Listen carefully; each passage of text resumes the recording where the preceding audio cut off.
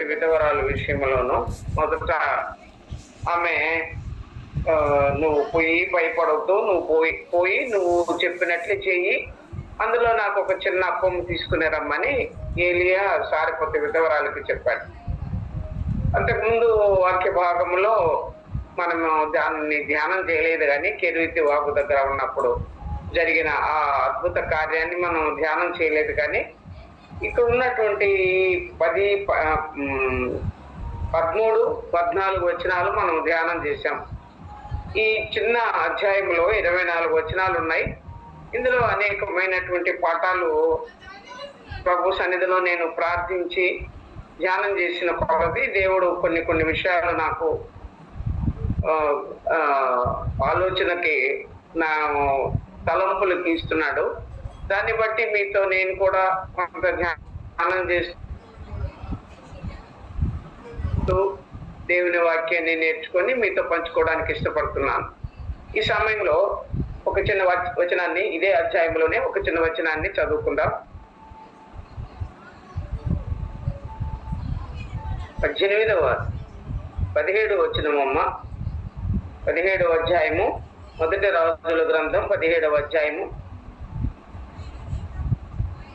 17, 18 వచనాలు మాత్రం చదువుకుందాం. ఆ ఇంటి యజమానురాలైన ఆమె కుమారుడు రోగి అయి ప్రాణం ఆమె ఏలియాతో, దైవజనుడా, నా యొద్దకు నీవు రానిమిత్తమేమి? నా పాపమును నాకు జ్ఞాపకం చేసి నా కుమారుని చంపుటకై నా యొద్దకు వచ్చితివా అని మనవి చేయగా, చాలమ్మ చాలు.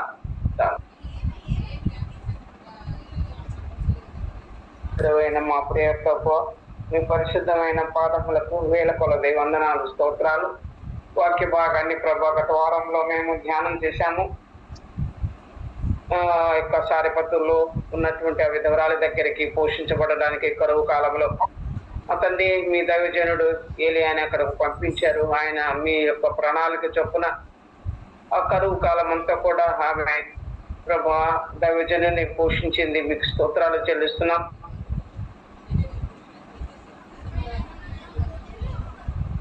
మరలా ఈ మాటలు మరలా మేము ధ్యానం చేసుకోవడానికి చేరి వచ్చి ఉండగా వచ్చిన బిడ్డలందరినీ మీ కృపాహస్తాలకు అప్పగిస్తున్నాం నాయన. చక్కని నడిపింపు మాకు దయచేయండి. మీ మాటలు నా నోటికి అందించండి.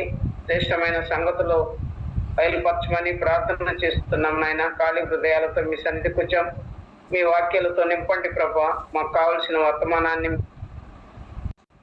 ఇచ్చేటప్పుడు ఏలి వృద్ధాప్యంలో ఉన్నాడు, ఒకవేళ గుర్తుపట్టలేకపోయాడేమో అన్నాను. అందుకని ఆమె ఏమన్నాను, పోయిన సంవత్సరంలో మీదటికి నాకు కుమారుడు ఇస్తాడని ఒక మీరు చెప్పారు కదయ్యా, ఆ ప్రార్థించిన స్త్రీని నేనే అన్నది. ప్రార్థన చేసిన స్త్రీని నేనే అని ఆమె తనంతటను ఏలి ముందర చెప్పుకుంటుంది. అలాగే ఇక్కడ కూడా దైవజనుడైనటువంటి ఏలియా, నేను ఎవరి సన్నిధిని నిలవబడి ఉన్నాను. మనం ఎవరి సన్నిధిని నిలబడుకుంటున్నాం? దేవుని సన్నిధిలో నిలబడుకుంటున్నాం, దేవుని ఎదుట నిలబడుకుంటున్నాం, దేవుని ఎదుట మోకాళ్ళుని ప్రార్థన చేసుకుంటున్నాం, దేవుని ఎదుట ఆయన సన్నిధిలో మనము సాష్టాంగ నమస్కారం చేసి ప్రార్థన చేయాలి. ఎవరి సన్నిధిని మనం నిలబడుకున్నాము, మనం ఎవరి సన్నిధిలో ఉన్నాము? దేవుని సన్నిధిలో ఆయన సముఖం ఎదుట నిలవబడి దేవుని ఎదుట ప్రార్థన చేసే వారంగా, అనేకమైన అంశాల గురించి మొరపెట్టే వారంగా మనము ఉండాలి. అలాంటి అనుభవం ఏలియాకు ఉంది. అందుకని ఆయన అంటున్నాడు, నేను ఎవరి సన్నిధిని నిలబడి ఉన్నాను, ఆ యెహోవా జీవము తోడు అంతకాలము మంచైనా వర్షమైన పడదని ఆయన మాట్లాడుతున్నాడు.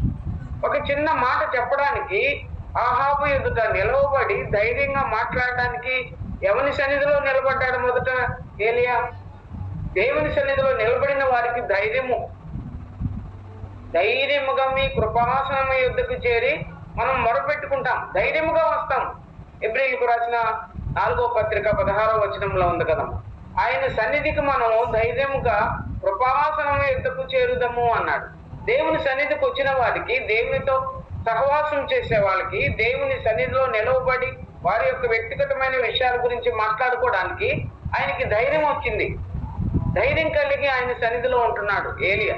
కాబట్టి ఈ మాటలు మనం ఎలా ఉన్నాయంటే, మన జీవితంలో ఏ విషయాల్లో మనం అధైర్యపడుతున్నాము, ఏ విషయాల్లో బలహీనమైన పరిస్థితుల్లో మనం ఉన్నాము, అవన్నీ మనం జ్ఞాపకం చేసుకున్నట్లయితే చాలా చాలా విషయాల్లో మనము బలహీనపడినటువంటి పరిస్థితులు మనకు సంభవిస్తా ఉన్నాయి. ఎందుకంటే ధైర్యం లేదు. దేవుని సన్నిధిలో దేవుడిచ్చే వాగ్దానాల మీద మనం ఆశ పెట్టుకోవాలి.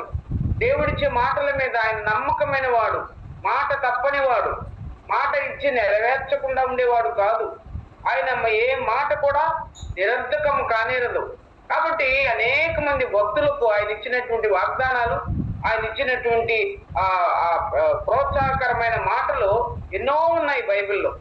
తన భక్తులని ఆయన ఎప్పుడు కూడా బలహీనపరచడు.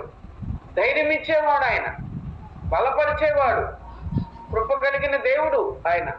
కాబట్టి మనము ఆ దేవుని నమ్మిన మనము తన యొక్క భక్తులకు అనేకమైన విషయాలలో ఎంతో ప్రోత్సాహం ఇచ్చి బలపరిచి ఆయన కృపలో నడిపించిన దేవుడు మన విషయంలో కూడా అలాగే ఉన్నాడు. అయితే మనం ఎవరి సన్నిధిలో మనం ఉంటున్నాము.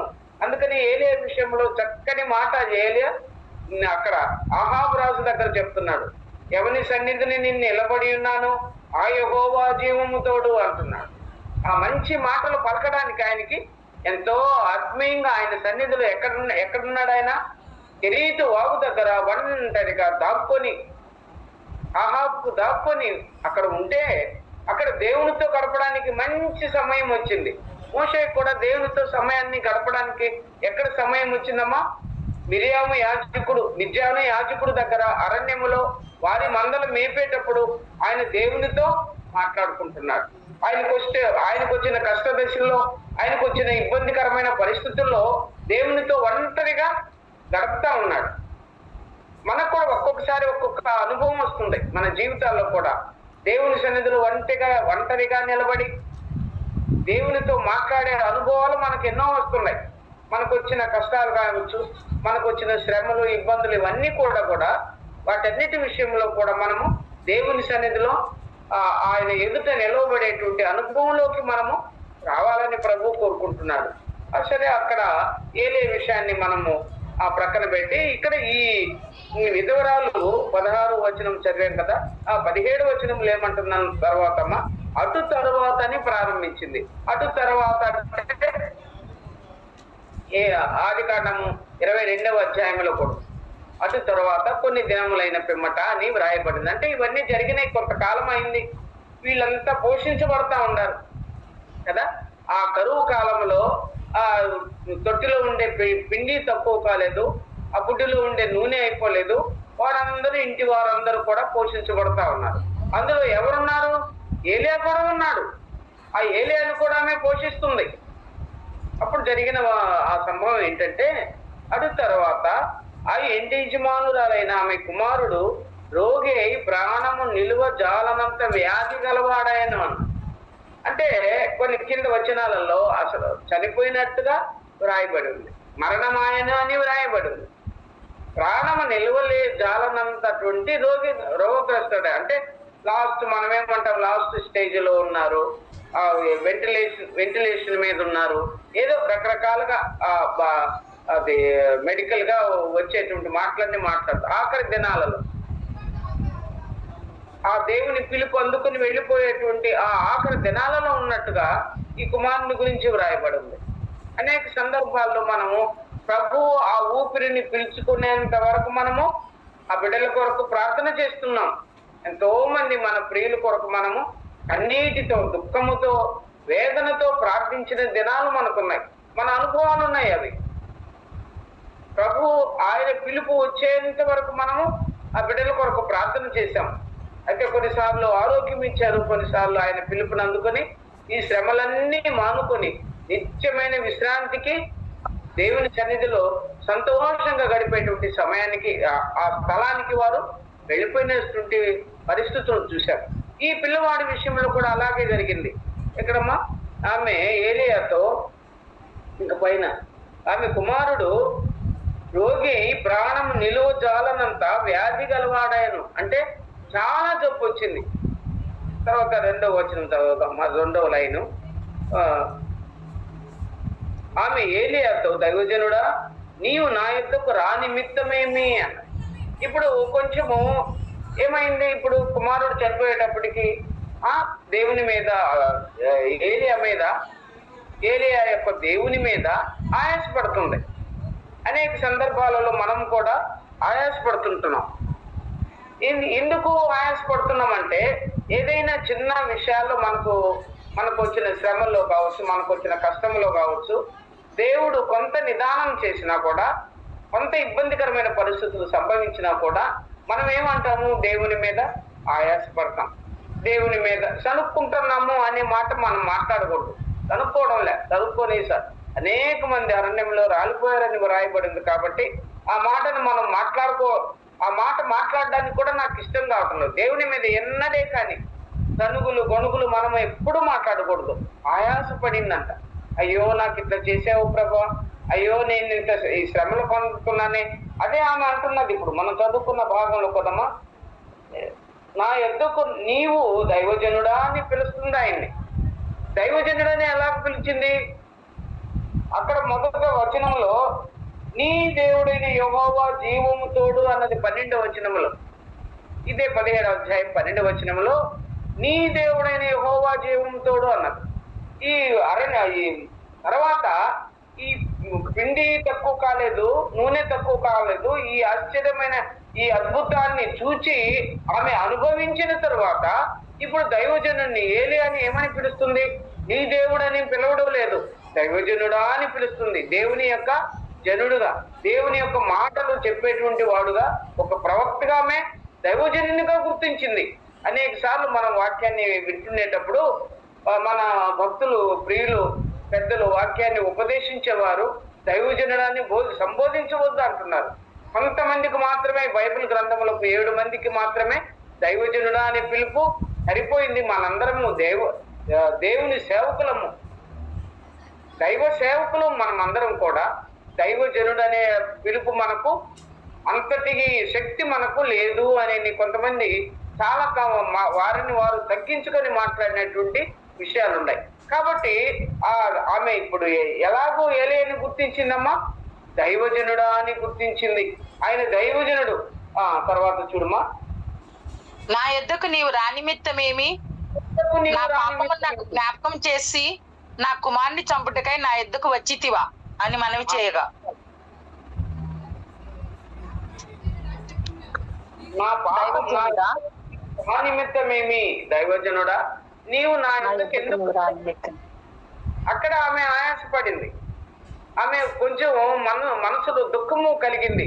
ఆమెకు ఒక్కడే ఒక కుమారుడు ఉన్నాడు. అసలు కరువులోనే చనిపోతారు అనుకుంటే ఆ కరువులో పోషించబడ్డారు.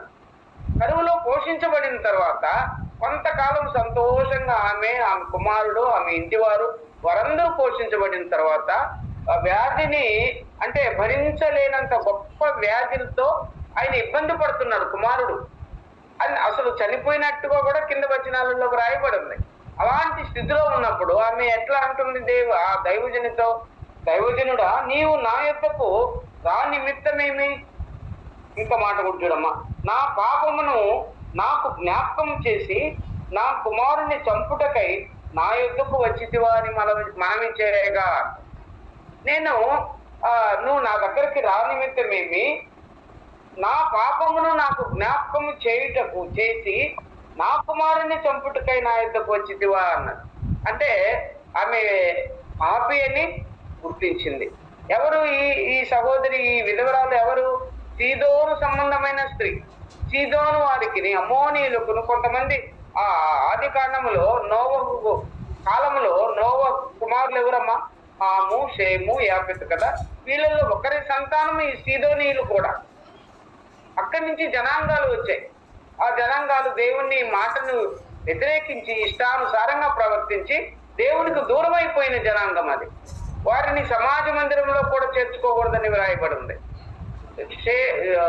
షేము స్తుతించబడిన అబ్రహాము సంతానము, హాము సంతానం అనుకుంటాం వీళ్ళు. అక్కడ బైబిల్లో నోవు కాలంలో జలప్రలయం అయిన తర్వాత వంశావళులన్నీ వ్రాసి ఉంటే అందులో సీదోనీయులు కూడా వారు ఉన్నారు. కాబట్టి వీరికి దేవుడు అంటేటువంటి భయం లేకుండా ఇష్టానుసారమైన వారు ప్రవర్తించారు. కాబట్టి అందుకని ఆమె అంటుంది, దైవజనుడా నా యొద్దకు నీవు రానిమిత్తమేమి, నా పాపమును నాకు జ్ఞాపకం చేసిదివా అంటున్నాడు. నేను పాపిని అని ఆమె ఎరిగింది. నా పాపాన్ని నాకు జ్ఞాపకం చేస్తున్నావా? ఎంత దుఃఖకరమైనటువంటి మాట కదమ్మా. రూతు గ్రంథంలో కూడా ఒక మాట చదువుతావమ్మా. రూతు గ్రంథము 1వ అధ్యాయము. రూతు గ్రంథం 1వ అధ్యాయంలో కొన్ని మాటలు అక్కడ నేను జ్ఞాపకం చేస్తాను మీకు. రూతు గ్రంథం 1వ అధ్యాయం. మనం ఈ రూతు గ్రంథాన్ని ఎంతో కాలం ధ్యానం చేసుకున్నాం, కానీ అవసరమైనప్పుడు ఒక్కొక్క మాట పరిశుద్ధాత్ముడు నాకు కూడా జ్ఞాపకం చేస్తున్నాడు, పదే పదే జ్ఞాపకం చేస్తున్నాడు. అందుకని మీతో కూడా నేను ఈ విషయాలు పంచుకోవడానికి ఇష్టపడుతున్నా. రూతు గ్రంథము కాదమ్మా, నేను చదవచ్చు, అక్కడక్కడ నేను చదువుతాను. నా కుమార్తెల కాదు, పైన 13వ వచనంలో ఆఖరి లైన్, యెహోవా నాకు విరోధి ఆయను. ఆ కోడళ్ళతో మాట్లాడేటప్పుడు యెహోవా నాకు విరోధి ఆయను అని. ఎప్పుడైనా దేవుడు మనకు విరోధం అవుతాడమ్మా? దేవుడు మనకు విరోధి అవుతాడా? ఎప్పుడు కాదు. కానీ ఆమె యొక్క ఆయాసపడతా ఉంది దేవుని విషయంలో, చాలా దుఃఖపడతా ఉంది. నాకు యెహోవా విరోధి ఆయను అన్న. భర్త చనిపోయాడు, 2 కుమారులు చనిపోయారు, దుఃఖములో ఉంది. ఆమె యొక్క దుఃఖాన్ని కోడళ్ళతో చెప్పుకుంటుంది. యెహోవా నాకు విరోధి అయ్యాడు, నాకు ఎక్కడా మేలు లేదు. నా యొక్క శిరస్సు అయినటువంటి నా భర్త పోగొట్టుకున్నాను. నన్ను పోషిస్తారన్న కుమారులు అనుకున్నాను, వారిద్దరిని కూడా ప్రభు ఈ మోయాబు దేశంలో చనిపోయారు. ఇప్పుడు నేను దుఃఖంతో ఉన్నాను, దేవుడు నాకు విరోధి అయ్యను అన్నాడు. ఇంకా కొన్ని వచనాలు కూడా చదువుదాం చూడమ్మా. ఇదే 1వ అధ్యాయంలోనే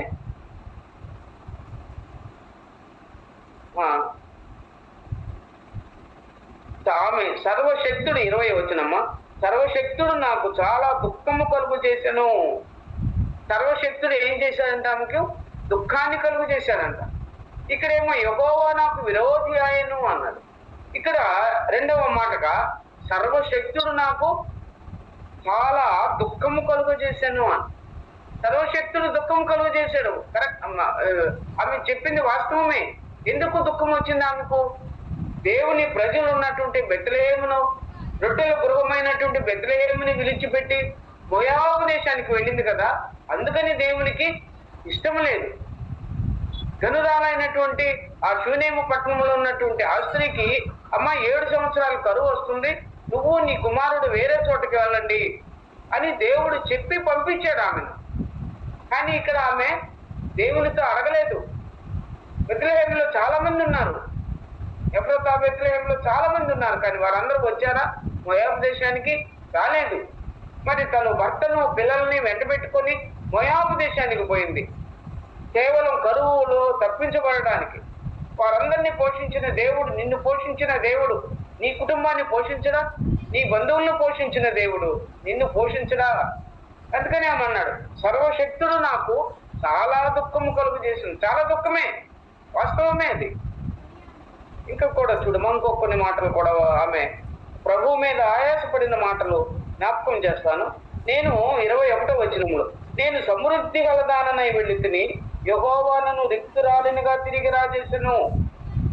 నా పేరు నయోమి అనడం ఎందుకు? మారానంది. ఎంతగా ఆమె ఆయాసపడుతుందో మనం జ్ఞాపకం చేసుకుంటున్నాం. ఈ స్త్రీ కూడా, నా కుమారుని చంపునంత నువ్వు నా దగ్గరికి రానిమిత్తమేమి, నా కుమారుని చంపడానికి కారణం ఏంటి? నా పాపము నాకు జ్ఞాపకం చేయడానికి వచ్చావా అని ఈ విధవరాలు కూడా ఏలియాతో మాట్లాడుతుంది. ఈ సహోదరి కూడా, నయోమి కూడా ఇదే మాట్లాడుతుంది. యెహోవా నాకు విరోధి అయ్యాను, సర్వశక్తుడు నాకు చాలా దుఃఖము కలుగు చేశాను. ఇంకొక మాట కూడా చదివాం కదమ్మ ఇప్పుడు, నేను సమృద్ధి గలదాననై వెళ్ళి తిని రిక్తురాలినిగా తిరిగి రాజేశాను. ఎవరితో మాట్లాడుతుంది? బెత్లెహేము వాసులతో, ఇరుగు పొరుగు కుటుంబస్తులతో, ఇరుగు పొరి వారు, రక్త సంబంధికులతో మాట్లాడుతుంది. ఇప్పుడు అక్కడ కోడలతో మాట్లాడుతుంది, ఇక్కడ తన బంధువుల మధ్య, స్వజనుల మధ్య కూడా ఆమె ఏ మాట మాట్లాడుతా ఉంది. ఇంకా చూద్దాం చూడమ్మా. యెహోవా నన్ను నయోమి అని పిలువనేలా, యెహోవా నా మీద విరుద్ధముగా సాక్ష్యము పలికెను. యెహోవా ఏం చేశాడంట? విరుద్ధముగా సాక్ష్యం పలికాడంట. ఎప్పుడైనా కూడా దేవుడు విరోధంగా మనకు సాక్ష్యం పలుకుతాడమ్మా? మన సాక్ష్యం సరిగా ఉంటే దేవుడు ఎందుకు విరోధంగా మాట్లాడతాడు? మన సాక్ష్య జీవితం ఎలాగుంది? ఈమె సాక్ష్యం ఎలాగుంది? ఇప్పుడు ఎందుకు వెళ్ళింది? అన్నిలతో కలిసి తన యొక్క కుటుంబాన్ని పోషించుకోవడానికి అన్నిల దేశంలోకి ఎలాగ వెళ్ళింది? ఇశ్రాయేలులకు ఇచ్చినటువంటి వాగ్దాన భూమిలో కరువు వచ్చింది. ఎందుకు కరువు వచ్చింది? దాని గురించి ఆలోచన చేసిందా?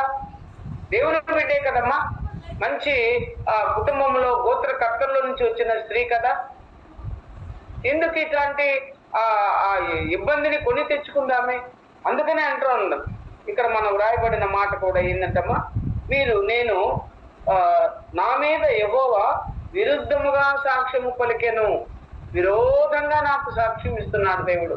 ఆమె ఇలాగూ చేసిందని. మరి ఆ సాక్ష్యం ఎలాగుంది? ఆమె యొక్క జీవితం ఎలాగుంది? చాలా దుఃఖకరమైనటువంటి విషయం. ఇంకొక మాట కూడా ఉంది చూడమ్మా. సర్వశక్తుడు నన్ను బాధపరచెను.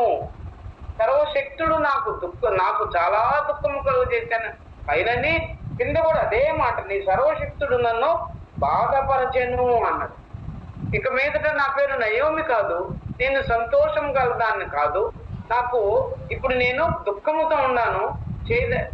మునుపేమో సంతోషకరంగా ఉన్నాను, మంచి స్థితిలో ఉన్నాను. కానీ ఇప్పుడు రిక్తురాలనుగా తిరిగి రాజేశాడు. నన్ను మారాలండి. చేదైన జీవితం, దుఃఖకరమైన జీవితం, వేదనకరమైన జీవితం. కాబట్టి ఇలాగూ ఆమె ఆయాసపడుతుంది. శారా విషయంలో కూడా మనం చూద్దాం చూడమ్మా. ఇంకొక మాట శారాని గురించి కూడా జ్ఞాపకం చేసుకుందాం. ఆదికాండము 16వ అధ్యాయము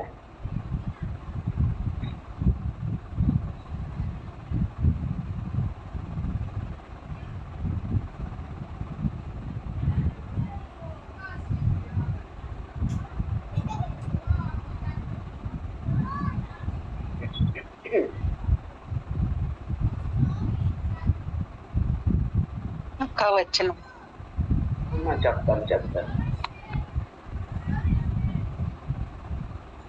ఆదికాండము 16వ అధ్యాయం 2వ వచనం చదువుతారమ్మా. శారా, ఇదిగో నేను పిల్లలు కనకుండా యెహోవా చేసి ఉన్నాడు. నీవు దయచేసి నా దాసితో పొమ్ము. ఒకవేళ ఆమె వలన నాకు సంతానం కలుగవచ్చునని అబ్రహాముతో చెప్పాను.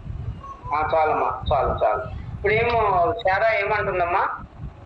యెహోవా నాకు పిల్లలను కనకుండా, ఇదిగో నేను పిల్లలు కనకుండా యెహోవా చేసి ఉన్నాడు. గొడ్రాలను సంతానము కలిగిన స్త్రీగా దీవించే దేవుడు, ఏకాంగులను సంసారులుగా చేసిన దేవుడు, ఆయనకి గర్భాన్ని తెరచినవాడు, గర్భాన్ని ఇచ్చినవాడు, గర్భసంచిని ఇచ్చినవాడు, గర్భమును కనిపింపక మానునా అన్నాడు కదా. ఒక స్త్రీ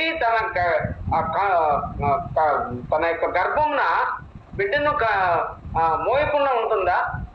ఆ దేవుడు ఆ సంతాన ప్రాప్తిని ఇవ్వకుండా ఉంటాడా? సంతాన ఫలాన్ని ఇవ్వకుండా ఉంటాడా?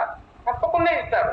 కానీ ఆ కొద్ది ఎడబాటు, కొద్ది కాలం ఆలస్యాన్ని ఆమె భరించలేకపోయి ఏం మాట్లాడుతున్నామా ఇక్కడ దేవుని విషయంలో?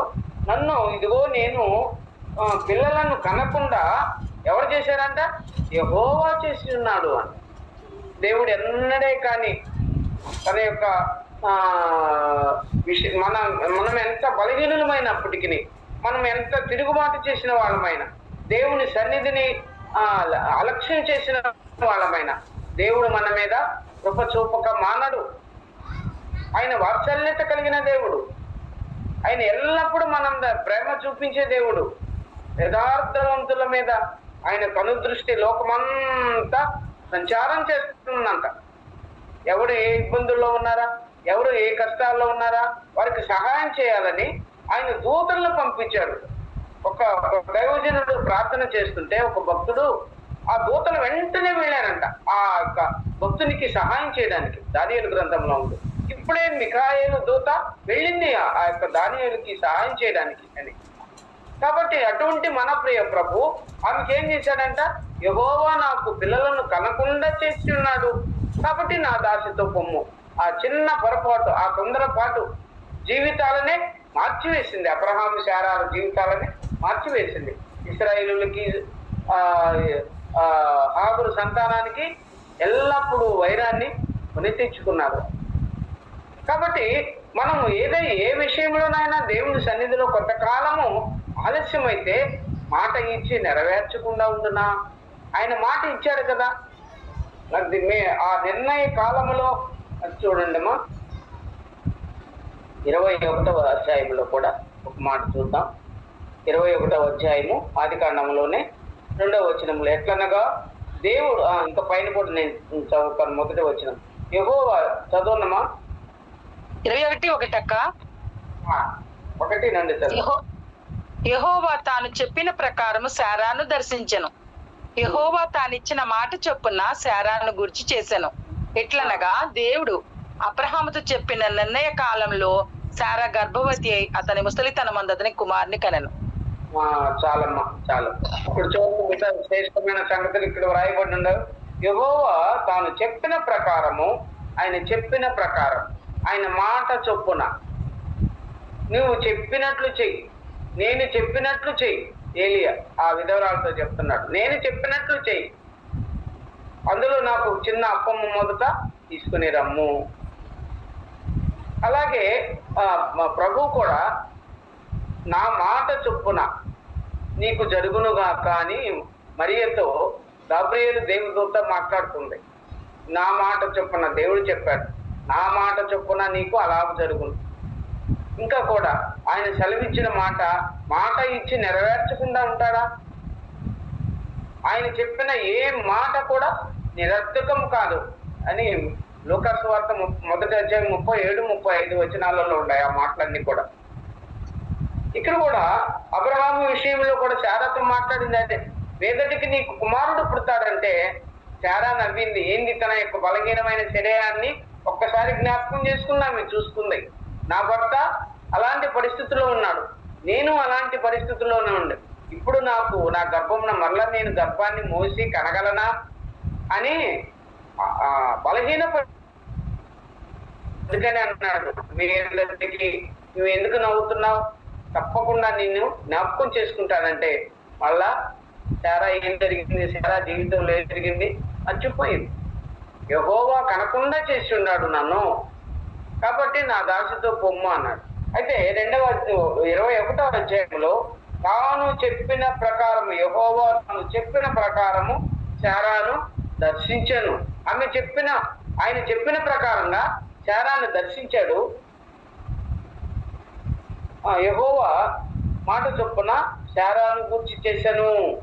యెహోవా మాట చొప్పున తానిచ్చిన మాట చొప్పున, యెహోవా తానిచ్చిన మాట చొప్పున శారాను గూర్చి చేశాను. ఎట్లనగా దేవుడు అబ్రహాముతో చెప్పిన నిర్ణయ కాలంలో శారా గర్భవతి అతని ముసలితనమందు అతనికి కుమారుని కనెను. అక్కడ ముసలితనంలో ఆయన చెప్పినట్లుగా శారా గర్భాన్ని తెరిచాడు. ముసలితనము అడ్డం రాలేదు. మృతతుల్యమైనటువంటి శారా గర్భము మరలా పునరుజ్జీవం పొందింది. ఏది కూడా అడ్డం రాలేదు దేవునికి. ఆయన చెప్పినట్లు చేయడానికి ఆయనకి సిద్ధం కలిగిన వాడు, సమస్తాన్ని సాధ్యపరచగలిగిన దేవుడు. ఆయనకి సమస్తము సాధ్యమే, ఏది కూడా ఆయనకి అడ్డం రాదు. కాబట్టి ఈ మన వాక్యాలు మనం ధ్యానం చేసుకునేటప్పటికీ ఒక్కొక్కరి వారి భక్తి జీవితంలో దేవుడు అద్భుతాలు చేసిన వాడుగా ఉన్నాడు. అలాగైతే మన విషయంలో చేయడా? మనం ఆ దేవుని సన్నిధిలో ఆయన మాట చొప్పున, ఆయన వాగ్దానం ఇచ్చిన మేరకు మనం దేవుని సన్నిధిలో అడిగినప్పుడు తప్పకుండా ఆయన మనకు సహాయం చేసేవాడుగా ఉన్నాడు. ఇంకా చూద్దామమ్మా, మనం మన పాఠంలోకి వెళ్ళిపోదాం. 17వ అధ్యాయము, 1 రాజుల గ్రంథం 17వ అధ్యాయంలో దైవజనునితో నీవు నా యొద్దకు నీవు రానిమిత్తమేమి, నా పాపమును నాకు జ్ఞాపకం చేసి నా కుమార్ని చంపుటకు నా యొద్దకు వచ్చితివా అని మనవి చేయగా, చాలా ఇంకా కూడా చేయమ్మా. అతడు నీ బిడ్డను నా చేతికిమ్మని చెప్పి ఆమె కౌగిటిలో నుండి వానిని తీసుకొని తానున్న పై అంతస్తు గదిలోనికి పోయి తన మంచం మీద వాణ్ణి పరుండబెట్టి. చాలు చాలమ్మా, 19 వచ్చిన చాలు. ఇప్పుడు ఇక్కడ ఏం మాట్లాడుతున్నదమ్మా ఆమె? నాకు అప్పుడు ఆయన ఏలియా వచ్చాడు, అతడు నీ బిడ్డను నా చేతికిమ్మని చెప్పి ఆమె కౌగిటిలో నుండి వాణిని తీసుకొని తానున్న పై అంతస్తు గదిలోనికి పోయి వాణిని మంచమి మీద వాని పరుండబెట్టి, తన మంచమి మీద. చూడండి అక్కడ అప్పటికి ఆయనకి ఎక్కడ బస్సు సిద్ధం చేసిందమ్మా సారెపోతే విధవరాలు? ఏలియాకి ఎక్కడ బస్సు సిద్ధం చేసింది? గడగడ కట్టించిందా. విధవరాలు ఆహారం లేదు, కరువు కాలంలో పోషించబడలేక చిన్న పిండి ఉంటే, కొద్ది పిండి ఉంటే చెరొక చిన్న రొట్టె చేసుకొని తిని చనిపోదాం అనుకున్న ఆ స్థితిలో ఉన్నటువంటి విధవరాలు ఈయన ఆ గృహంలోకి వచ్చిన తర్వాత మొదట ఆయనకు ఒక చిన్న అప్పం చేసి 2 రొట్టెలు చేసుకోవడానికి ఉన్న పిండిని ఆ 3వ రొట్టె దేవుని కొరకు ఆమె చేసింది. ఇంతే ముద్ద ఇంతది. ఆ ముద్దలో ఇంతంత ముద్దలు 2 చేసి పెట్టుకుంది. నువ్వు వెళ్ళు, నువ్వు చెప్పినట్టే చెయ్యి, అయితే అందులో మొదట నాకు ఒక అప్పము తీసుకునిరా, చిన్న అప్పము అక్కడ వాయబడింది కదా, నాకు ఒక చిన్న అప్పము చేసుకునిరా అంటే ఆ ముద్దలో కొంచెం తీసుకుంది, ఈ ముద్దలో కొంచెం, కొడుకు చేసుకున్న ముద్దలో కొంచెం పిండి తీసుకుంది, తను చేసుకున్నటువంటి ముద్దలోకి రొట్టె ముద్దకి కొంచెం తీసుకుంది, ఈ రెండింటిని కలిపింది కదా. ఆ రెండిట్లో నుంచి చిన్న కొద్దిగా మనం ఏం చేస్తాము, ఇప్పుడు కొంచెం పిండే ఉందనుకోండి, అది 4 చపాతీలు చేయాలనుకోండి, దాన్ని అంతా సర్ది 4 చేస్తాం కదా. అట్లనే ఈమె కూడా ఈ 3 చేసుకుని ఆయనకు మొదట ఒక అప్పం, చిన్న అప్పం తీసుకురమ్మన్నాడు కదా, అందుకని దాని కొరకు ఆ 2 ముద్దల్లో నుంచి కొంచెం పిండి తీసి చిన్న రొట్టె చేసుకొని మొదట ఆయనకు తీసుకుని వచ్చి తిన్న తర్వాత మరలా వాళ్ళిద్దరికి ఇప్పుడు వెళ్ళి నువ్వు, ఆయనకు రొట్టె ఇచ్చేసింది కదమ్మా, నీళ్ళు ఇచ్చింది, రొట్టె ఇచ్చింది, ఈ 2 ఆయనకి ఇచ్చి ఏలేయాకి ఆమె ఇంటికి వెళ్ళింది. ఇంటికి వెళ్ళేటప్పటికి ఆ పిండి అట్లానే ఉంది, ఈ రొట్టె అలా చేసుకున్నది. ఆ పూట వాళ్ళిద్దరు తిన్నారు. సాయంకాలానికి కావచ్చు కదా, వాళ్ళు ఇశ్రాయేలుల భోజన విధానం ఎలా ఉంటుందంటే ఉదయము 10, 11 ఆ సమయంలో తినేసి ఇంకా రాత్రి సాయంకాలమే తింటారంట. 3 ఉదయం, మధ్యాహ్నం, సాయంకాలం తిన్నట్ట వాళ్ళు ఆహారాన్ని. ఉదయం 11ంటికో లేకపోతే ఇంకా ముందో వెనుకనో కానీ 2 సార్లు మాత్రం ఆహారం తీసుకుంటారని మన బుక్లో నేను చదివాను. కాబట్టి మరలా సాయంకాలానికి రొట్టెకి పిండి ఉంది, దాంట్లో కలుపుకోవడానికి నూనె ఉంది. కాబట్టి ఈ అద్భుతాన్ని చూసినటువంటి విధవరాలు దైవజనుడా అని మాట్లాడి, నేను పాపిని కదా, నేను పాపాత్మురాలను కదా, సీదోను సంబంధమైన పట్టణస్థురాలను కదా, సారెపతులో ఉన్నటువంటి విధవరాలను కదా, కాబట్టి నా మీదకి ఈకుగా చేసి నా కుమారుని చంపునంతగా చేసావా అని ఆయన మీద నిష్ఠూరపడి, ఆయన మీద ఆయాసపడినటువంటి ఆ స్త్రీ ఇప్పుడు ఆయన వచ్చాడు, ఆయన వచ్చి నీ బిడ్డను నా చేతికి ఇమ్మని చెప్పాడు. నీ బిడ్డను ఏం చేయాలి? ఆ దైవజనుని చేతిలో పెట్టండి. మనము కూడా మన బిడ్డల క్షేమం కొరకు, మన బిడ్డల భద్రత కొరకు, మన బిడ్డల రక్షణ కొరకు, మన బిడ్డల యొక్క మంచి ప్రవర్తన కొరకు, దైవ సన్నిధిలో క్రమము నేర్చుకునే విషయంలోను మనము మన బిడ్డల్ని ఆయన చేతికి అప్పగించాలి, ఆయన చేతిలో పెట్టాలి, మన బిడ్డల్ని ఆయన చేతికి అప్పగించాలి. అరుణోదయమున లేచి యోగు తన బిడ్డలందరి కొరకు ఒక్కొక్కరి నిమిత్తమై ప్రార్థన చేస్తున్నాడు. అలాగే మనం కూడా మన బిడ్డల విషయమై వారి భద్రత కొరకు, వారి భవిష్యత్తు కొరకు, వారు దేవుని సన్నిధిలో క్రమంలో పెరగడానికి, వారు దేవుని సన్నిధిలో మొక్కల వలె ఎదగడానికి, మన యవనస్తులైనటువంటి మగపిల్లలు, మన మూల స్తంభాల నగరంలోకి చెక్కబడిన మూల స్తంభాలుగా ఉన్నటువంటి మన కుమార్తెలని ఆయన చేతిలో మనం పెట్టాలి. ఆయన చేతిలో పెట్టినప్పుడు ఆ దైవజనుడు అన్నాడు, నీ బిడ్డను నా చేతికి ఇస్తున్నామా, ఆయన చేతికి, ఆయన చేతుల్లో పెడుతున్నామా? ఆలోచన చేద్దాం. ఒక పేద విధవరాలు అన్యురాలైనటువంటి సీదోను పట్టణ సంబంధమైనటువంటి ఆ స్త్రీ దేవుని దగ్గర ఎంతగా అనుభవాన్ని పొందుతుంది ఏలియా ఆ ప్రవక్త దగ్గర. అలాగైతే ప్రియ ప్రభు మన దగ్గర ఉన్నాడు, మనకు శిరస్సుగా ఉన్నాడు, మనతో ఉన్నాడు. మన హృదయంలో ఆయన పరిశుద్ధాత్మను ఉంచాడు, ముద్రించాడు. మన బిడ్డలను వారి యొక్క జీవితాలను ప్రభు చేతిలో పెడుతున్నామా? ఇంకా చూద్దామమ్మా. ఆ బిడ్డను నా చేతికి ఇమ్మని చెప్పి ఆమె కౌగిటిలో నుండి వాణిని తీసుకొని ఎక్కడికి వెళ్ళాను? తానున్న పై గదికి. ఆయన ఎక్కడ ఉంటున్నాడంటమ్మా? పై గదిలో పెట్టింది. శూన్యమీరాలు ఆ మార్గమును వచ్చుచూ పోవచ్చున్నటువంటి దైవజనుడు ఆయన మన ఇంట్లో ఉండడానికి, నివాసం చేయడానికి ఆయనకి మేడ మీద ఒక గదిని నిర్మించాలని ఎలాగో ఆలోచన చేసి తన భర్తతో ఆ గదిని నిర్మించి ఆయనకు అప్పగించిందో, విశ్రాంతిగా మంచాన్ని, పీటను, బల్లను, ఆహారాన్ని ఎలాగో సిద్ధం చేసిందో, అలాగే ఈ స్త్రీ కూడా ఈ కరువు కాలంలో ఇంకెక్కడికి వెళ్తావయ్యా నువ్వు? ఈ కరువు కాలంలో నీకు ఎవరు రొట్టెనిస్తారు? నువ్వు చేసిన అద్భుతం నా కళ్ళ ముందు ఉంది. నా తొట్టిలో ఉన్న పిండి అయిపోలేదు, నా బుడ్డిలో ఉన్నటువంటి నూనె అయిపోలేదు. నేను నా కుటుంబం అంతా పోషించబడుతున్నాం, మీరు కూడా నా చేత పోషించబడాలి అని పైన అంతస్తులు ఆయనకి ఒక మందిరం కట్టింది, ఒక గది కట్టింది. పై గది ఏంటంటే మేడ మీద ఉన్నటువంటి యేసు ప్రభు తెలుగులో చనిపోయిన తర్వాత, పునరుద్ధానుడై లేచిన తర్వాత వారికి ఎక్కడ కనిపించాడు? ప్రత్యక్షంగా మొట్టమొదట మేడగది అనుభవం. అక్కడ అందరూ ప్రార్థన చేస్తున్నారు. ప్రభు ఆరోహణమై ఆయన తిరిగి లేచిన తరువాత వీరందరూ ఆయన్ని సమాధి చేశాం కదా, మన ప్రభు మనతో ఉంటే ఎన్ని విషయాలు మనకు నేర్పించాడు, ఎన్ని మాటలు ఆయన బోధించాడు, ఏ విషయాలు రాజ్య స్వార్థం గురించి మనకు బోధించాడు అని చెప్పుకొని వారందరూ ప్రార్థన చేస్తున్నారు మేడగదిలో తలుపులు వేసుకొని. ఆయన ఇప్పుడు ఏలియా కూడా ఆ బిడ్డను తీసుకొని మేడగదిలోకి వెళ్ళాడు అక్కడ ప్రార్థన చేయడానికి. ఆయన అక్కడ ప్రార్థనలో గడుపుతున్నాడు. ఎద్రోను వాగు దగ్గర దాక్కుని అక్కడ ప్రార్థనలో గడిపాడు ఏలియా.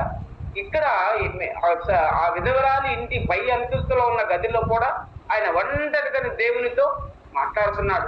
మన వంటి స్వభావం కలిగిన మనుషుడే అని యాకోబు రాస్తున్నాడు ఏలియాను గురించి. మన వంటి స్వభావం మనకుందమ్మా స్వభావము. అలాంటి అనుభవం ఉందా మనకు? దేవుని సన్నిధిలో గడిపే అనుభవం ఉందా మనకు? దేవుని సన్నిధిలో నిలబడేటువంటి అనుభవం ఉందా? దేవుని సన్నిధిని నేను నిలబడి ఉన్నాను అన్నారు.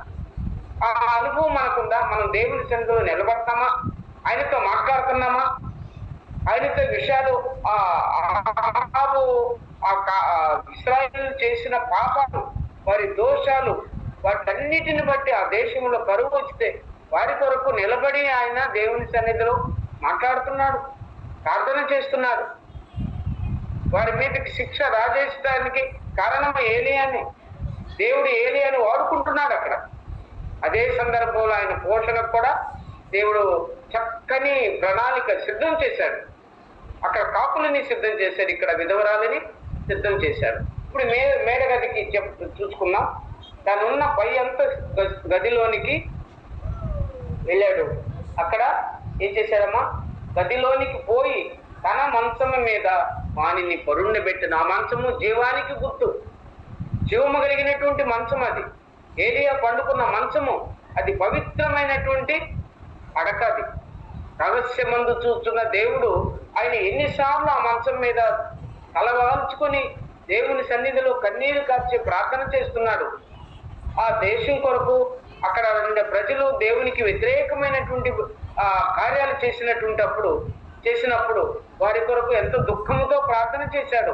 తన మంచం మీద ఆయనని పరుండబెట్టాడు. ఇదే అనుభవాలు ఎలీషా ఆ యొక్క షునేము స్త్రీ కూడా జరిగినాయి. ఆ పాఠాన్ని కూడా ప్రభు మనకు అనుకూలమైతే మరోసారి ధ్యానం చేసుకున్నాం. ఆమెకు కూడా ఇదే వాస్తవాలు జరిగినాయి. ఆ మంచం మీద తన బిడ్డని తీసుకుపోయి ఆయనకి ఇచ్చింది, ఆయన కవిట్లో పెట్టింది, ఆయన చేతిలో పెట్టింది. ఆ చేతిలో నుంచి ఆయన బిడ్డని ఎత్తుకొని పోయి తానున్న ఆ గది పైన మంచం మీద రుండబెట్టాడు. అది ప్రార్థనా గది. ఏలియా ప్రార్థన చేసిన గది, ఏలియా దేవునితో మాట్లాడే గది, దేవుని సన్నిధిని నిలవబడినటువంటి గది. అది రహస్యమందు చూచు అందుకని అంటాడు, నువ్వు రహస్యమందు చూచు నీ తండ్రికి నువ్వు ప్రార్థన చేయనప్పుడు నీ లోపలికి వెళ్ళి గదిలోనికి వెళ్ళి తలుపు మూసుకొని ప్రార్థన చేయమన్నాడు. మత్తయి సువార్త 6వ అధ్యాయం 6వ వచనంలో కదమ్మా, 7:7లోన సరిగ్గా నాకు గుర్తు 6:6 అమ్మా, 6:6 6:6. కాబట్టి ఈ ప్రార్థన ఇప్పుడు ఏలీయా కూడా చేస్తూ ఉన్నాడు. ఆ గదిలోకి వెళ్ళి మంచం మీద పడుకోబెట్టి రహస్యమందు చూచు దేవునికి మొరపెడుతున్నాడు. ఆ బిడ్డ యొక్క ప్రాణాన్ని తిరిగి రప్పించాలి. ఇప్పుడు చూద్దాం, ఇంకా చదువుదాం. దానియేలు కూడా ఎలాగో ప్రార్థన చేస్తా ఉన్నాడు. పై గది కిటికీలు తెరచి, యెరూషలేము తట్టు కిటికీలు తెరచి ఆయన ముమ్మారు ప్రార్థన చేస్తున్నాడు. ఎవరి కొరకు ప్రార్థన చేస్తున్నాడు? ముమ్మారు ఇశ్రాయేలు జనాంగం కొరకు ప్రార్థన చేస్తున్నారు. ఈ భక్తులందరూ కూడా మనకు యుగాంతముందున్న మనకు బుద్ధి కలగడానికి వ్రాయించి పెట్టిన ఈ మాటలను బట్టి దేవునికి స్తోత్రాలు చెల్లిస్తాం. ఎన్ని అంశాలు ఇందులో ఉన్నాయి. ఆయన పై గది కిటికీ తలుపులు తెరచి, యెరూషలేము తట్టు తెరచి తన గదిలో ఆయన ప్రార్థన చేస్తున్నాడు. దానియేలు 6వ అధ్యాయం 10వ వచనంలో వ్రాయబడి ఉంది. చూస్తారమ్మా,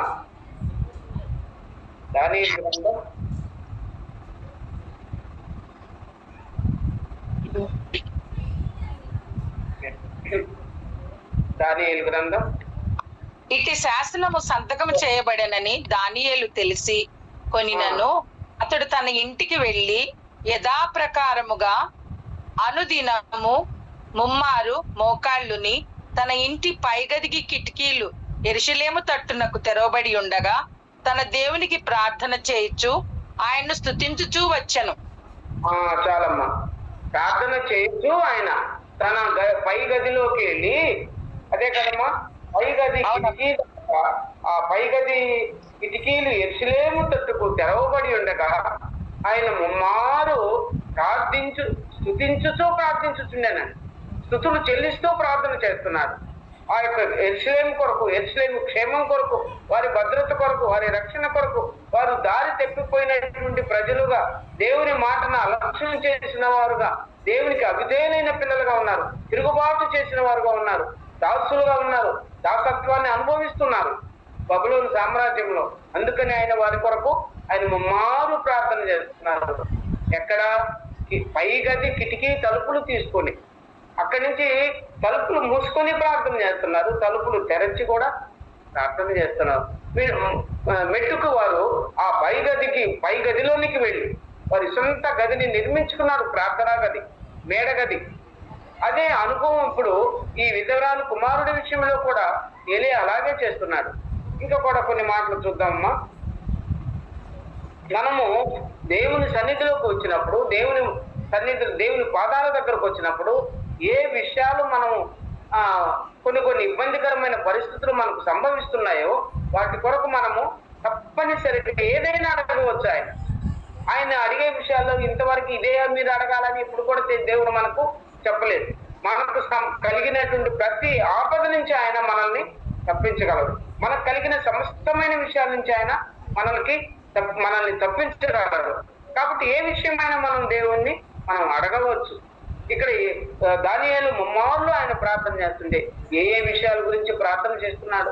నెహెమ్యా ప్రార్థన విన్నాడు, ఎజ్రా ప్రార్థన విన్నాడు, ఎంతో మంది భక్తులు ఎస్తేరు ప్రార్థన విన్నాడు. అలాగూ ఆ భక్తులు ఎవరిని మనం జ్ఞాపకం చేసుకున్నప్పుడు వారి విశ్వాసపూర్వకమైన ప్రార్థన అనేక సందర్భాలు దేవుడు ఆలకించాడు. ఇంకా కొన్ని చూద్దాం. మార్కు సువార్త 11వ అధ్యాయము, మార్కు సువార్త 11వ అధ్యాయము 4వ వచనంలో చూస్తారమ్మా. వద్దులేమ్మా, అది కాదు 11:4 అక్క. వారు వెళ్ళగా వీధిలో ఇంటి బయట తలవాకిట కట్టబడి ఉన్న గాడిద పిల్ల ఒకటి వానికి కనబడెను. కరెక్టేనక్క? కాదమ్మా, కాదు. యాకోబు రాసిన పత్రిక 5వ అధ్యాయం 16వ వచనం చూడు. యాకోబు రాసిన పత్రిక 5:16 చూడమ్మా. మీ పాపములను ఒకనితో ఒకడు ఒప్పుకొనిడి, మీరు స్వస్థత పొందినట్లు ఒకరిని కొరకు ఒకరు ప్రార్థన చేయుడి. నీతిమంతుని విజ్ఞాపన మనఃపూర్వకమైనదై బహుబలము గలదై ఉండును.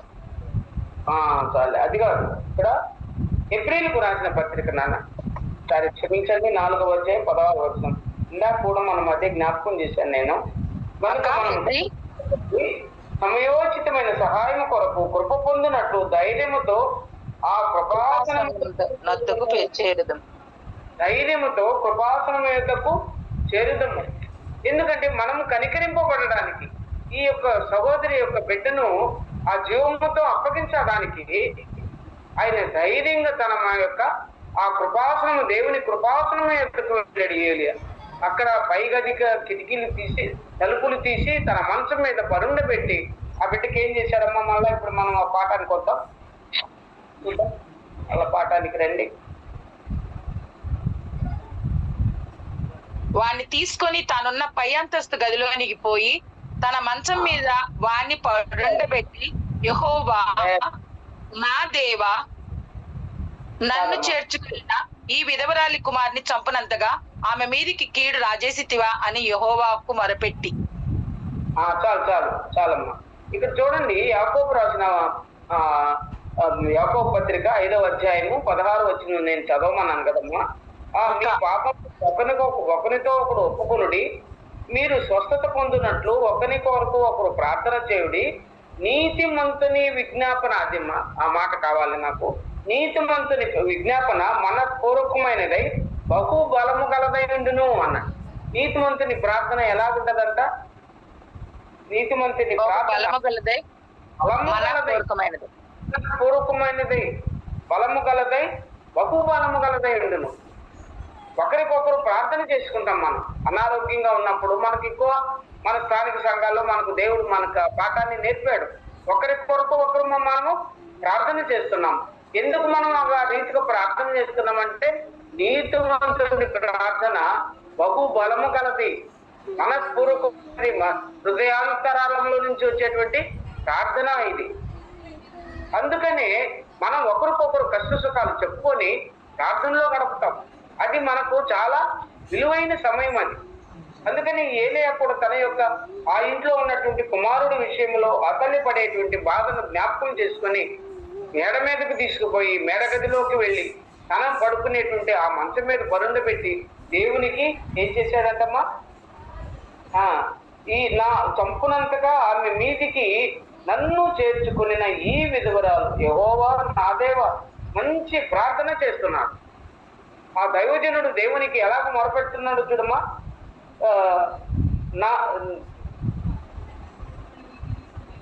యెహోవా నా దేవా, నన్ను చేర్చుకొనిన ఈ విధవరాలి.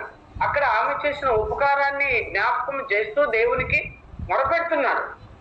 నన్ను చేర్చుకొనిన ఈ విధవరాలి కుమార్ని చంపునంతగా ఈమె మీదకు ఈ కేడు రాజేసితివా అని యెహోవాకు మొరపెట్టను. ఆమె పక్షంగా ప్రార్థన చేస్తున్నాడు. ఇప్పుడు ఆ విధవరాలి పక్షంగా దేవునికి మొరపెడుతున్నాడు ఏలియా. నాకు మేలు చేసింది. అందుకనే దేవుని పిల్లలమైన మనము మనకు ఒకరికొకరు సహోదరులు మేలు చేసినప్పుడు ఆ మేలును కూడా మనము మర్చిపోకూడదంట. మర్చిపోకుండా వారి కొరకు ఆ మాటని జ్ఞాపకం చేసి ప్రార్థన చేయాలి. అయ్యా, అలాంటి సందర్భంలో ఆ సహోదరి నాకు సహాయం చేసింది, వారు ఈ ఆపదలో ఉన్నారు, వారు ఈ కష్టంలో ఉన్నారు, వారు ఈ దుఃఖంలో ఉన్నారు, వారికి సహాయం చేయమని మనము ప్రార్థన చేయాలంట. మన ప్రార్థన ఎలాగుంటది? నీతిమంతుని ప్రార్థన బహుబలము గలదై, మనపూర్వకమైనదై బహుబలము గలది కనుక మనము ఆ బిడ్డల కొరకు మనము ప్రార్థన చేయాలి. ఆ ప్రార్థన చాలా శ్రేష్టమైన ప్రార్థన. అందుకని ఈ దైవజనుడు కూడా అంటున్నాడు, నన్ను చేర్చుకున్న ఈ విధవరాలు కుమారుణ్ణి చంపునంతగా నువ్వు ఆమె మీదకి కీడు రాజేసితివా అన్నాడు. ఇప్పుడు చూద్దాం చూడమ్మా అని నా మొర ఆలకించి మొరపెట్టి ఆ చిన్నవాని మీద ముమ్మారు తాను పారజూచుకొని, యెహోవా నా దేవా, నా మొర ఆలకించి ఈ చిన్నవానికి ప్రాణము మరలా రానిమ్మని యెహోవాకు ప్రార్థింపగా. చాలు. ఈ చిన్నవానికి ప్రాణము మరలా రానిమ్మని యెహోవా ప్రార్థించగా, యెహోవా ఏలియా చేసిన ప్రార్థన ఆలకించి ఆ చిన్నవానికి ప్రాణము మరలా రానిచ్చినప్పుడు వాడు బ్రతికెను అన్నాడు. ఆ ఆ పిల్లవాడికి దేవుడు మరలా ఆయుష్ ఇచ్చాడు. ముందేమో ఆ మరణము పొందినంతగా వ్యాధి గలవాడై చాలా దుఃఖపడుతున్నాడని మాకు పైన రాసింది, కానీ ఇక్కడ పూర్తిగా చనిపోయినట్టుగానే రాయబడింది. మరణక్రమమైన వ్యాధి సంభవించగానే ఆ శూన్యమురాలు, ఆ ఘనురాలైన స్త్రీ కుమారుని గురించి వ్రాయబడింది. ఆయన ఆ తలపోయిననే ఆమె కాళ్ళ మీద పడుకోబెట్టుకొని అలాగే ప్రాణం విడిచాడని వ్రాయబడింది. ఇక్కడ భరించలేనంత వ్యాధిని ఇచ్చాడు. ఆయన ఈ ప్రార్థన చేసి ఆయన ఆ మేడగది తీసుకుపోయి ఆ మంచం మీద పండుకునే లోపల ప్రాణం కూడా పోయినట్టుగా వ్రాయబడింది. అప్పుడు ఆయన అంటున్నాడు, ఇంతగా ప్రార్థన చేసినప్పుడు మరలా ఈ చిన్నవాడికి ప్రాణము మరలా రానిమ్మని యెహోవాకు ప్రార్థన చేయగా యెహోవా ఏలియా చేసిన ప్రార్థన ఆలకించి ఆ చిన్నవానికి మరలా ప్రాణమును ఇచ్చెను. వాడు బ్రతికెను. ఎంత గొప్ప సంగతమ్మా! ఒక చిన్న ఆ భాగంలో ఆమె చేసినటువంటి ఆ క్రియ, ఆమె ఆ అరణ్యములో, ఆ పట్టణంలో, ఆ కరువు కాలంలో ఆయనకు ఒక చిన్న అప్పం చేసిన దాన్ని ఆయన మర్చిపోలేదే. దేవుని కొరకు మనం పరిచర్య చేస్తే దేవుడు మర్చిపోతాడా? దానికి తగిన ప్రతిఫలాన్ని దేవుడు మనకు ఇస్తాడు. గిన్నెడు చన్నీళ్ళు ఇచ్చిన, అందుకనే అంటారు గిన్నెడు చన్నీళ్ళు అంటే గిన్నెడు చన్నీళ్ళు అని కాదు. ఒక పేద విధవరాలు 2 కాసులు అయితే 2 కాసులు అని కాదు, ఆమె జీవనం అంతా వేసింది అన్నారు. మనం ఏది ఇచ్చినాము దేవునికి అది చాలా గొప్పది. ఒకసారి నేను విశ్వాసాన్ని గురించి ధ్యానం చేస్తా ఉన్నప్పుడు ఒక మాట నా హృదయంలోకి వచ్చింది. నీకు ఆవగించినంత విశ్వాసం ఉంటే ఇవి ఇక్కడి నుంచి సాతాన్ని అక్కడికి పడిపోమంటే, లేకుంటే కొండ ఇక్కడి నుంచి అక్కడికి పడిపోమంటే పడిపోద్ది అన్నట్ట. అంటే ఆవగింజ అంతమ్మా చిన్నదే కదా. అంత విశ్వాసాన్ని పోల్చి చూపాడు దేవుడు. మనకు చిన్న విశ్వాసం ఉన్నా దేవుడు అద్భుత కార్యాలు మన విశ్వాసాన్ని బట్టి చేయగలడు. కాబట్టి ఈ విషయంలో మనం ఎలా ఉండాలంటే మన విశ్వాసాన్ని కాపాడుకోవాలి, దేవుని మీద భయభక్తులు కలిగి ఉండాలి. ఆఖరగా చదువుకుందాం మనము ఏలియా 23వ వచనమమ్మా. యెహోవా ఏలియా చేసిన ప్రార్థన ఆలకించి ఆ చిన్నవానికి ప్రాణము మరలా రానిచ్చినప్పుడు వాడు బ్రతికెను. ఏలియా ఆ చిన్నవాడిని తీసుకొని గదిలో నుండి దిగి ఇంట ప్రవేశించి వాని తల్లికి అప్పగించి, ఇదిగో నీ కుమారుడు, వాడు బ్రతుకుతున్నాడని చెప్పగా. చాలా సమయం ఎంత అయిందమ్మా? నా దగ్గర వాచ్ లేదు అక్క. 9:03. సరే, ఓకే, మనము ముగించేసుకుందాము. మనుషులు 23 కదా, నువ్వు చదివే కదా. గదిలో అవునక్క. ఇంట ప్రవేశించి వాని తల్లికి అప్పగించి, ఇదిగో నీ కుమారుడు, వాడు బ్రతుకుతున్నాడని చెప్పగా అప్పుడు ఆ స్త్రీ ఏమన్నది? నీవు దైవజనుడు అయి ఉన్నావని నీవు పలుకుచున్న యెహోవా మాట నిజమని ఇందుచేత నేను ఎరుగుదును. ఆమె ఎరిగిందంట. నీవు దైవజనుడు అయి ఉన్నావని నీవు పలుకుచున్న మాట యెహోవా మాట నిజమని ఇందుచేత నేను ఎరిగి ఉన్నాను. ఇక్కడ 2 మాటలు ఆమె ప్రాముఖ్యమైన మాటలు మాట్లాడింది. చాలా ఇంపార్టెంట్ మాటలు, అది చాలా ప్రాముఖ్యమైనది. ఏంటది? అప్పుడు ఆ స్త్రీ ఏలియా, నీవు దైవజనుడు అయి ఉన్నావని నీవు పలుకుచున్న మాట యెహోవా మాట నేను ఎరుగుదును. నీవు దైవజనుడు అని నేను ఎరుగుదును. నీవు యెహోవా మాట నీవు పలుకుచున్నావు. నీవు పలికే మాట యెహోవా మాట, అది యెహోవా మాట చొప్పున చేశావు. నీవు పలుకుతున్న యెహోవా మాట చొప్పున జరిగిందని, ఆ మాట నిజమని నేను ఎరుగుదును. అలాగైతే మన మాటలు మనం ఎలాగూ ఈ సర్వశక్తి, నీవు నిజముగా దేవుని కుమారుడవు అంటున్నావు. నువ్వు నిజముగా దేవుని కుమారుడు అని నేను ఎరిగి ఉన్నాను అన్నాడు పేతురు కూడా యేసుప్రభుని గురించి. ఎక్కడమ్మా ఇది? మత్తయి సువార్త 14వ అధ్యాయము 33వ వచనములు. నీవు నిజముగా దేవుని కుమారుడవు. ఆ అద్భుత కార్యాలు చేసినప్పుడు పేతురుని గురించి వారు అలాగే మాట్లాడుతున్నారు. ఇంకా కీర్తనలు కూడా 135వ కీర్తన 5వ వచనంలో, ప్రభువు గొప్పవాడు, సమస్త దేవతల కంటే గొప్పవాడని నేను ఎరుగుదును అన్నాడు. సమస్తమైన దేవతల కంటే గొప్పవాడని నేను ఎరుగుదును. ఇప్పుడు ఈ సహోదరి కూడా, ఈ విధవరాలు కూడా, సారెపత్తు విధవరాలు కూడా అదే మాట్లాడుతుంది. సమస్తమైన ప్రభు గొప్ప. అది అప్పుడు మాట్లాడుతారమ్మా. కీర్తన మనం ముగించేసుకున్నాం. కీర్తన అక్క, కీర్తనలు 30 అక్క, 135. 135వ కీర్తన 5వ వచనం చూస్తారా? యెహోవా గొప్పవాడనియు, యెహోవా గొప్పవాడనియు మన ప్రభువు సమస్త దేవతల కంటే గొప్పవాడనియు నేను ఎరుగుదును. నేను ఎరుగుదును. ఆయన గొప్పవాడు, ఆయన గొప్పవాడనియు, అంత మాత్రమే కాకుండా సమస్త దేవతల కంటే కూడా గొప్పవాడని నేను ఎరుగుదును. ఎంత మంచి సాక్ష్యం అమ్మా ఆమె. నీవు యెహోవా, మనం మరలా ఆ మాటని జ్ఞాపకం చదువుకొని ముగించుకుందాం. ఆ స్త్రీ అన్నటువంటి, నీవు దైవజనుడు అయి ఉన్నావనియు, నీవు పలుకుతున్న యెహోవా మాట నిజమనియు ఇందుచేత నేను ఎరుగుదును. ఈ గొప్ప అద్భుతాన్ని చేసిన తర్వాత ఆమె ఎరిగింది. కాబట్టి ఈ మాటలు మనం మాట్లాడుకున్నప్పుడు ఆయన యొక్క అద్భుతాన్ని, లేకుంటే ఆ ఆశ్చర్యమైన కార్యాలు, ఆ సహోదరిలో జరిగినటువంటి తన గృహంలో జరిగిన ఆ ఆశ్చర్యమైన కార్యాన్ని బట్టి నువ్వు నిజముగా దేవుని కుమారుడు అని నేను ఎరుగుదును అన్న. కాబట్టి మన దేవుడు గొప్పవాడని, ఆయన మాట నిజమని, ఆయన మాట ఇచ్చి నెరవేర్చగలిగిన వాడని, ఆయన మాట ఇచ్చి స్థాపించకుండా ఉండేవాడు కాదని మనం ఎరిగిన వారమై దేవుని మీద ఆయాసపడకుండా, దేవుని మీద నిష్ఠూరపడకుండా, దేవుని విషయంలో ప్రభువా నాకు ఇది సహాయం చేయని మనం అడగాల్సిన వారమే. కానీ అనేక మంది ఆయాసపడ్డారు. మనము ఆయాసపడకుండా మనకు యుగాంతం అనుకున్న మనకు బుద్ధి కలగడానికి దేవుడు వ్రాయించిన ప్రతి లేఖనాన్ని బట్టి దేవుని స్తుతిస్తూ దేవుని సన్నిధిలో గడప దేవుడి మాటలు మన కొరకు దీవించునుగా.